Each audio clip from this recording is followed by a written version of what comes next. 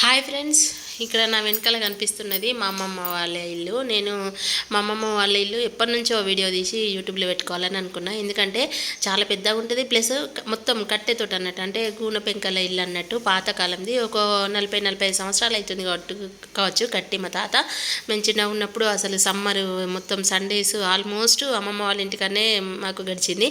అమ్మమ్మ వాళ్ళ ఇల్లు అనేది ఎవరికైనా ఒక ఎమోషను. నేను చాలా రోజుల నుంచి అనుకుంటున్నా వీడియో తీసుకోవాలని, కానీ ఇంకా నాకు ఎప్పుడు వెళ్ళడం వీలు కాలేదు. మన తమ్ముని పెళ్ళికి వెళ్ళినాం కాబట్టి తీసినాను. ఈ రెండు ఇల్లులు సేమ్ ఉన్నాయి చూసిరా, అంటే మా తాత వాళ్ళిద్దరు అన్నదమ్ములు. మా తాత పెద్ద, ఇంకిద్దరు ఒకరిని చూసి ఒకరు కట్టుకున్నారు. ఇంకా ఇదేంటంటే పడమటి రోడ్ అన్నట్టు, మెయిన్ రోడ్ ఉంటుంది ఇంకా ఊళ్ళోకి వెళ్ళడానికి, ఇటు గరిపెళ్ళికి అటు రావడానికి. మా అమ్మమ్మ వాళ్ళ ఊరు సుల్తాన్పూర్.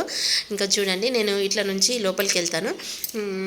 ఇంకా మొన్న పెళ్ళికి వెళ్ళినప్పుడు చిన్నగా తీసిన, ఇంకెప్పుడన్నా వెళ్ళినప్పుడు మీకు అన్నీ ఎక్స్ప్లెయిన్ చేస్తాను. ఒకసారి డీటెయిల్గా కట్టే కానీ అవన్నీ చూపిస్తా, అంటే పాతకాలంలో ఇండ్లు ఎట్లునేటివి అని.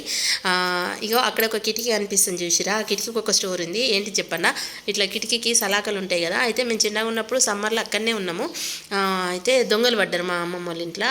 ఏం చేసిరంటే కిందవి 3 సలాకలు ఉడవికి అందులోకెళ్ళి ఇంట్లో వచ్చి అన్నీ ఇంకా పైసలు ఇంకా ఏంటి దొంగతనం చేసిరు. నాకు అంత గుర్తుకులేదు, కానీ వీడియో కనిపిస్తుంది చూసిరా, మా చెల్లె బిడ్డ. అయ్యో దీని ఏజ్ ఇంకా నేను ఇంకా కొంచెం పెద్దగా ఉన్నప్పుడు నా మొత్తం మా చైల్డ్హుడ్ అంతా దాదాపుగా అసలు అమ్మమ్మ వాళ్ళ ఊర్లోనే గడిచింది.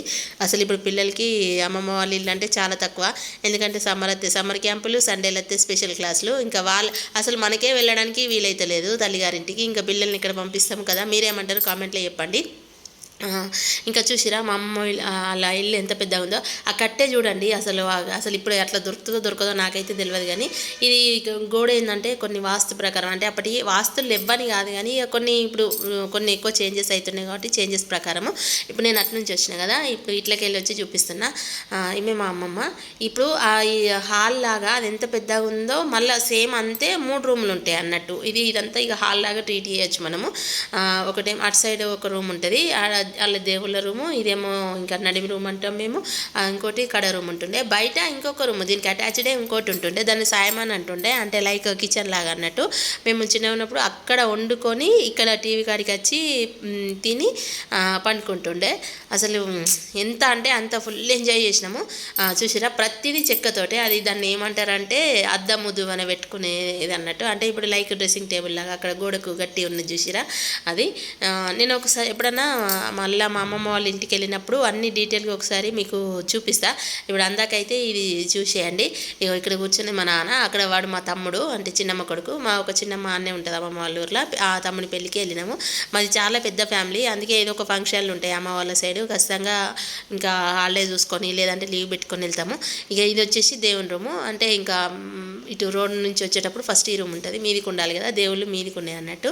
ఇంకా దీనిలో రాయాల్సిన గదులు అవన్నీ ఉన్నాయి, బోనాలు పెట్టిరు వాళ్ళు సంక్రాంతి అప్పుడు బోనాలు పెడతారు కదా, ఇంకా వాళ్ళకి బోనాలు కూడా ఉన్నాయి.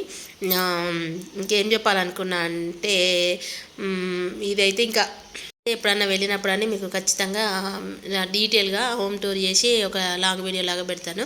ఇప్పుడు చూసిరా మొత్తం ఇల్లు చుట్టూ తిరిగి వచ్చిన నేను వీడియో కోసం. ఇట్లకెళ్ళి వచ్చిన, మళ్ళీ అటు నుంచి వచ్చిన, మొత్తం ఇల్లు చుట్టూ తిరగడానికే అదంతా పని చేయడానికి అయితే ఒక ½ అవర్ ఈజీగా పడుతుంది. మేము చిన్నప్పుడు ఇల్లు కూడా ఎట్లా ఉడుతుండే, ఇటు నుంచి ఒకలము అటు నుంచి ఒకరు ముడుసుకొచ్చి లోపటాకి ఇట్లా వడగొట్టి కసవెత్తిపోతుండే. అక్కడ లోపటాకిలు ఉంది చూసిరా, లోపటాకి ఇట్లా నిచ్చెన ఉంటుండే, నిచ్చెన వేసుకొని పైకెక్కి మేము చింతకాయలు తెంపుకొని ఉప్పు కారంతో తింటారు. ఈ వీడియో నస్తే లైక్